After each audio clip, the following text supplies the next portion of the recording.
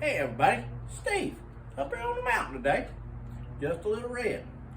I had some fun making a couple life view videos, sort of, I'll be drinking a little bit, doing stupidness. Today I got an important one.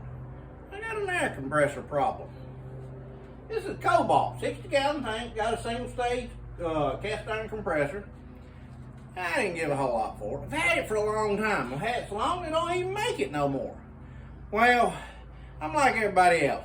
Put a compressor in, get power to it, run it, never touch it. Don't mess with it. Don't do nothing at all. Most everybody does that. The only time you ever touch a compressor is when it acts up.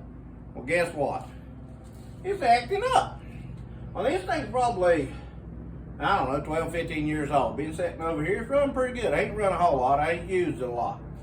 Well, right now, my problem is, when I flip it on, you know how it sort of goes, and it pumps up and does everything like it's supposed to do? Well, it ain't doing that. Now, I don't know a whole lot about compressors, and there ain't a whole lot about my noises that I make, but I'm going to describe it, what it's doing. Wish I'd have got a video of it, I didn't. But it'll take off, and it'll go, and then all of a sudden it'll drop down, and it's like the dead gum thing's locking up. Belt get to squealing, won't make about 30, 40 pounds. It goes all to pieces.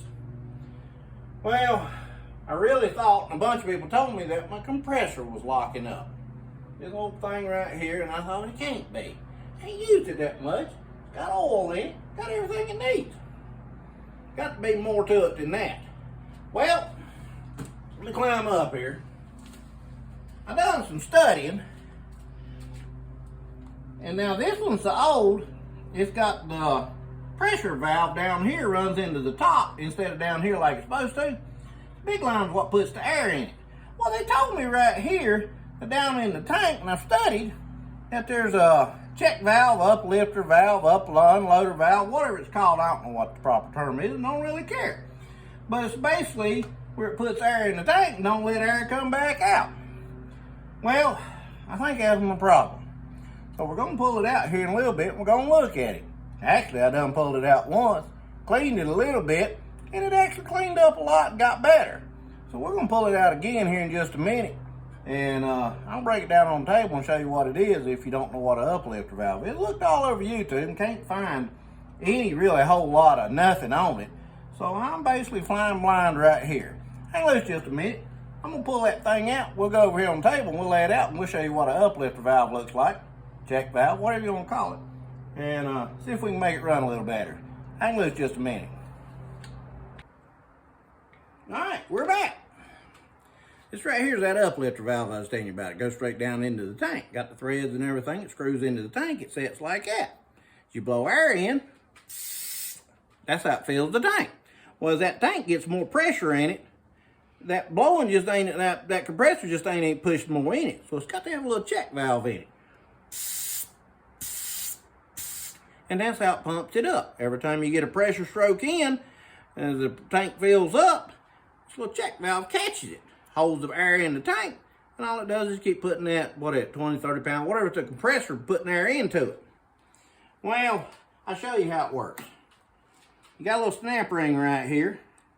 You pull it out, lay it right there. Got a little cap for the spring. And that spring right there is what controls. There's a little cap right here. Little cup. Looks like one of them things you buy at the grocery store. Put strawberries and whipped cream on top and eat it and everything. That's what it looks like. Made of some kind of, I don't know, some of that phenolic stuff or whatever. They have spacers like you do on carburetors and stuff. I think it's probably wore out. Because you figure that thing's probably dead gum. Ain't no telling how many times that little thing's been up and down. Well, I've cleaned it and scrubbed it. Like I said, I think that little spring right there, it ain't a whole lot of spring to it. I think that may be just about wore slap out. But it ain't a big deal to get it apart and look at it. I found one, I think I did, over at one of the industrial supply places over here. And I'm going to go look at it tomorrow. But right now I'm going to see if I can at least make it work enough to where I can see if that's my problem. But yeah, it just wouldn't ever build no air up. And I even went and changed the breaker, done some stuff. Let's see, that right there locks her back in. It's pretty simple to work with. So, That right there is probably part of my problem. I'll run a little video here in just a minute and see how it does. They ain't real expensive. It's just trying to find the right thread on the top, and I think they're all standard thread on the tank. That ain't no big deal, but making sure you get the right thread so my line comes on there. All right, hang loose just a minute. We'll put that thing back in there and see if it clears it up and cleans it up any. I'm Steve, just a little red. I'll be back in a minute. All right, we got the valve back in there. We're gonna flip this thing on and let it run for just a minute and see what it sounds like. See if it sounds a whole lot better. That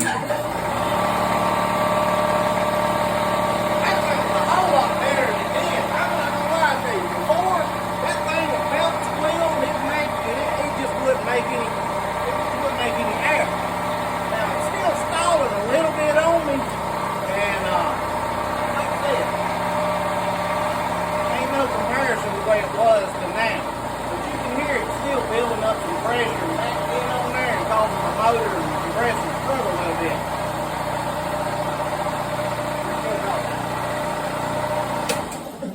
But I think I still want that valve. I told you I found one over there in at the industrial place in the big city.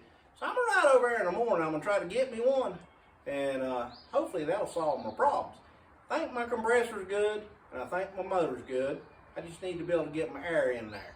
Now, like I said, I looked all over the place, and I didn't find nothing that explained them little valves there. It's one thing, like I said, at the first of it, you get an air compressor, you put power to it, you plug her up, and you use air in it, you never think nothing about it until it breaks. Well, hopefully this right here might help you out. Never heard of an uplifter, uploader, whatever you want to call it, valve that's in there, but now I understand what it does and how valuable it is. But we'll get it figured out, but it's a whole lot better than it was. If you like this little video and it helped you out a little bit, hit that like button. If you want to see some more of these videos, maybe some old stupid videos I do, hit that subscribe button. Just a little red. I'm Steve. Obviously, I'm just a little red. I'll see you later. Thanks for watching.